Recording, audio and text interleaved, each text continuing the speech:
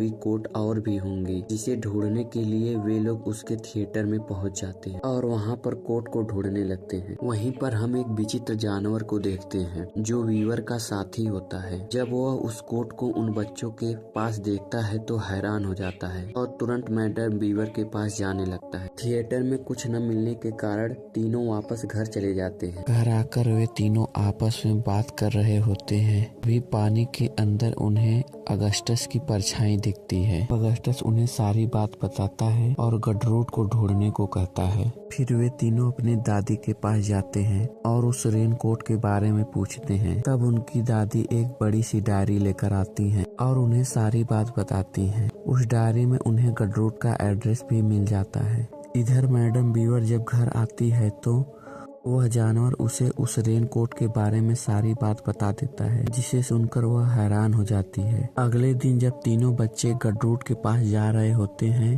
तभी madam Weaver वहां पर आ जाती है और अपनी शक्ति से रेनकोट छीनकर वहां से गायब हो जाती है।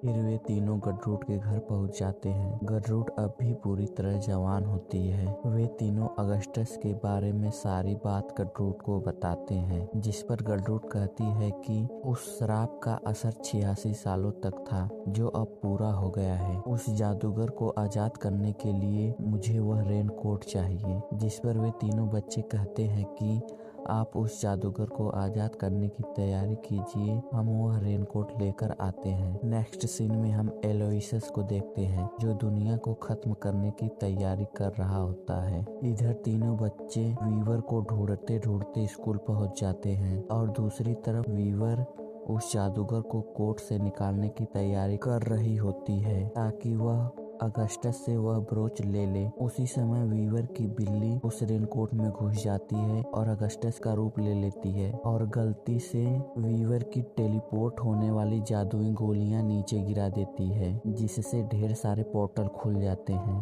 और वह बिल्ली एक पोर्टल से सीधा स्कूल में पहुंच जाती है, जहां सैम, चार्ली और ओलिविया मिलकर उससे वह कोट छीन लेते हैं। तभी वीवर भी वहां पहुंचकर उन्हें ढूंढने लगती है। तब सैम कहता है कि तुम सब यह कोट लेकर जाओ, मैं इसका ध्यान भटकाता हूँ। तब चार्ली और ओलिविया वह कोट लेकर वहाँ से गडरूट के पास चले जाते हैं, पर सैम को वीवर अपने शक्ति से कैद करके अपने घर लेकर चली जाती है। वीवर सैम को एक जेल में कैद करके उससे उस कोट के बारे में पूछती है, जिस पर सैम कहता है कि तुम उस रेनकोट का क्या करोगी। तब वीवर बताती है कि उस रेनकोट में जो ब्रोच है वह मेरा है। एक दिन मेरी बहन ने उस ब्रोच को मुझसे एक दिन के लिए उधार मांगा था, पर उस जादूगर ने उसे चुरा लिया, जिससे हम दोनों बहनों में लड़ाई हो गई और हम दोनों अलग हो गए। वह ब्रोच मुझे हमेशा जवान बनाए रखता था और कभी भी बूढ़ा नहीं होने देता था, पर जब से वह गायब हुआ है तब से मैं बच्चों के अंदर से